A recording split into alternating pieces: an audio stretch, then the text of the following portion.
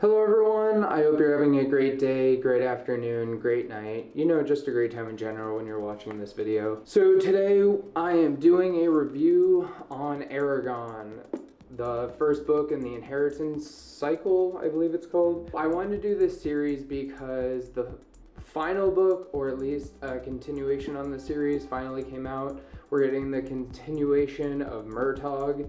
He's one of the characters in this series. I'm not going to give away the spoiler of who he more is in the story until we get to that part, of course. But for this book, we're just going to be talking about this. I'm going to try and keep all the details just to this book.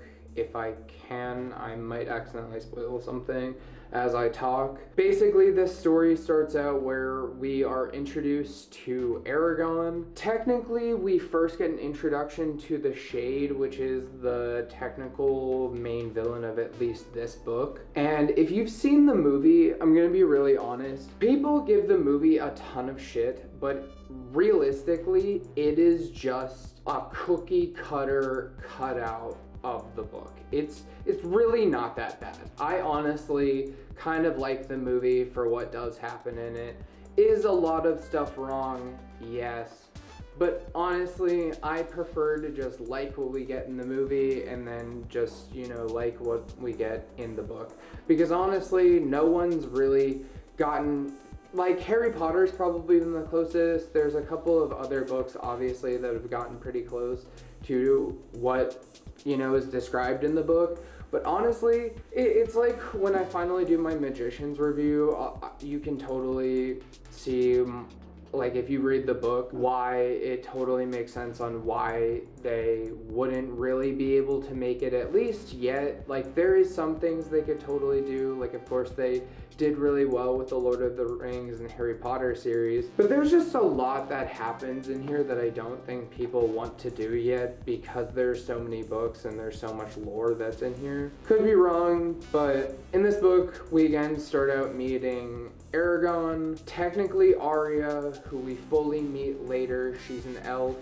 and the Shade, who is the big bad. And Arya sends the egg to a place. Eragon ends up finding it in a place called the Spine, which apparently even the real big bad is terrified to go into because shit that goes in there 9 times out of 10 apparently isn't supposed to come out, but every time Eragon has, he's been totally fine. It's just interesting how this boy is already exuding magic without having magic yet, But he gets the stone, and honestly, this dude, I don't know how he survives as much as he does besides main character syndrome, because he straight up takes the rock to a butcher, and other people also see it. Like, the amount of people that just see this shit so quickly, and I'm just like, dude, you got it from a place that the bad guy is scared of. You don't think anything that is coming out of there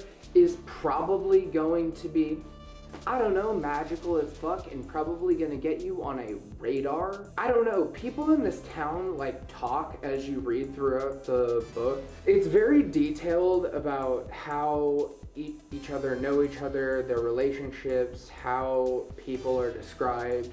Like, this guy is really into describing armor, lore. Sometimes it's a little bit too much, like, did I really need to know that? Like, there's a scene where the butcher is, sharpening a knife, and it says he cuts his finger without even noticing it. And I'm like, I didn't need that in the book, but, you wanted to write it, so cool, but, I didn't need it. It starts as kind of this little bit of a slow burn with us being introduced to little people throughout the town. We're getting the quote-unquote main characters identified, or at least the main character and the main side characters identified, so we can go through this story and start building stuff up.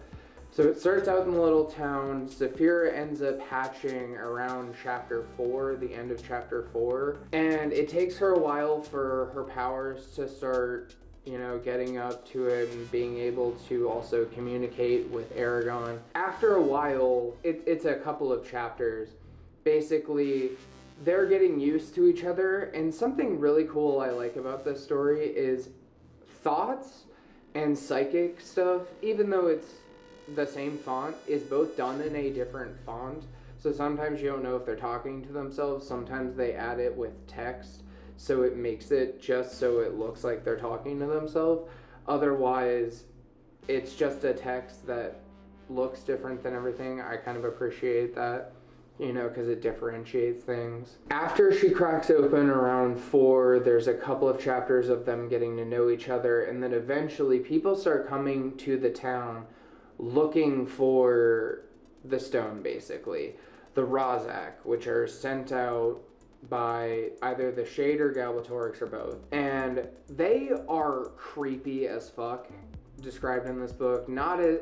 like, they're pretty scary in the movie, but they're not as scary as they are in the book. They're basically the bird creatures in D&D, the Kenku, but like a lot creepier. Like more hollow and bird-like than they are. It's really weird.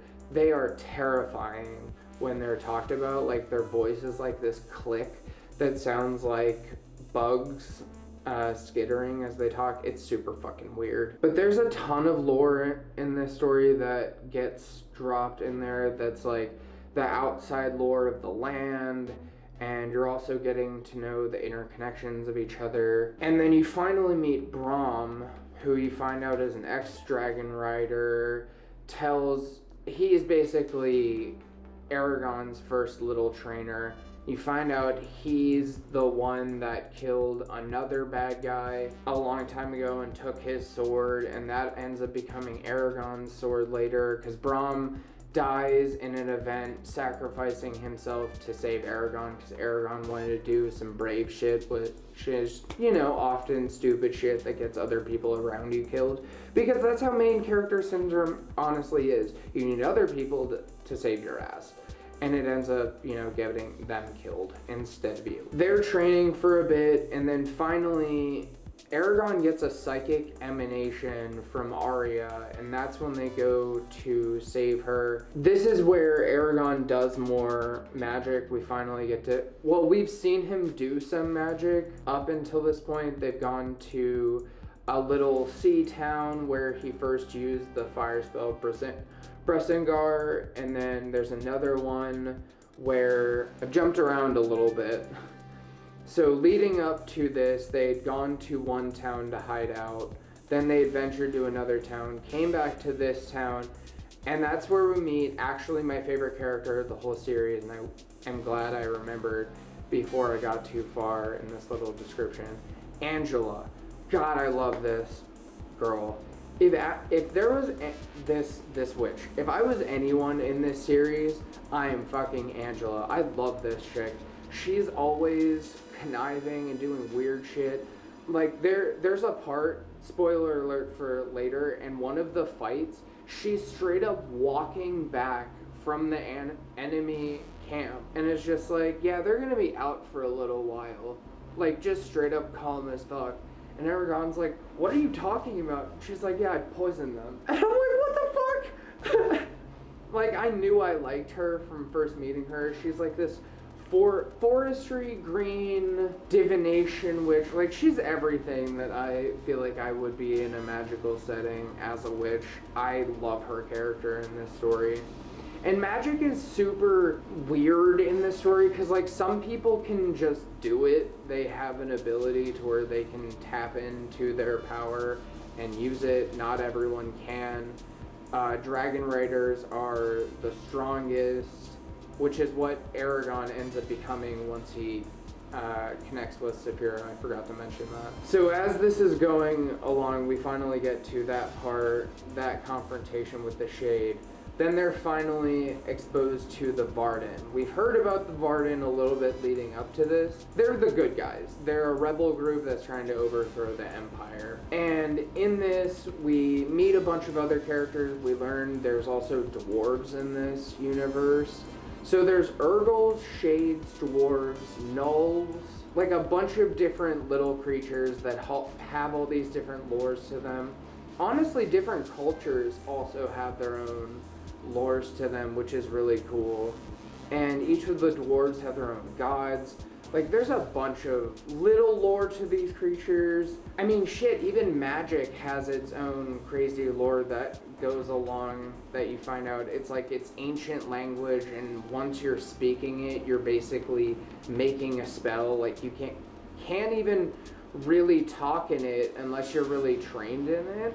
Because once you're trained in it, then you can talk in it. It's a whole thing as you learn more about it. It's interesting, it's wild. And we also learn that dwarves are great at gems and armor making and all this other stuff, you know, quote unquote typical dwarf stuff. They have this giant crystal as well that ends up getting destroyed by Saphira later, and they have to fix. It's weird. I don't even remember why she does it. I think she says later, she's like, I just wanted to do it because it felt like I needed to save you. And I was like, I get it. It's a giant crystal. You want to fling something to make a big distraction. Gotcha. A couple other wild things that end up happening here that ends up coming to fruition later. This boy learns very quickly not to fuck with magic. Like, straight up by the third book, which is the one I'm most excited to get to, I think Bressingar is my favorite because it is very clear how much Eragon has learned about magic at this point, to where he is so conserved about it, he's being very thoughtful about it, to the point to when he's finally getting trained, he's like heavily studying shit, doing a bunch of very internal thinking and plotting, and just it's a very good book in my opinion. A lot of people may think this book is, you know, old and lame or whatever. I still like the Eragon books. They're just good. And at the end here is where Braum finally gets avenged because Eragon kills the Shade. Saphira almost dies. They have this they get stronger basically. Basically they kind of both die, connect, that makes them stronger when they wake up. It's a pretty wild thing that hasn't happened to a bunch of riders before. And the book ends with them leading into, you know, more studying, more adventure. And my final concluding thoughts about this book is, honestly, I think the first two books, Eragon and Eldest, are probably the worst ones out of the series. This one, I should have put this first, but I'm gonna put it here. I think this book is honestly like a 6 out of 10, maybe a fighting 7. Definitely a 6 out of 10. There is some cool things and cute things that happen in here between Eragon and Saphira, but overall, I don't think this is the strongest one. I think Bressingar is honestly the strongest one, so I'm excited to get there, talk about that one more with you guys. So I'll catch you in the next video. Hope you enjoyed this one. Peace, guys.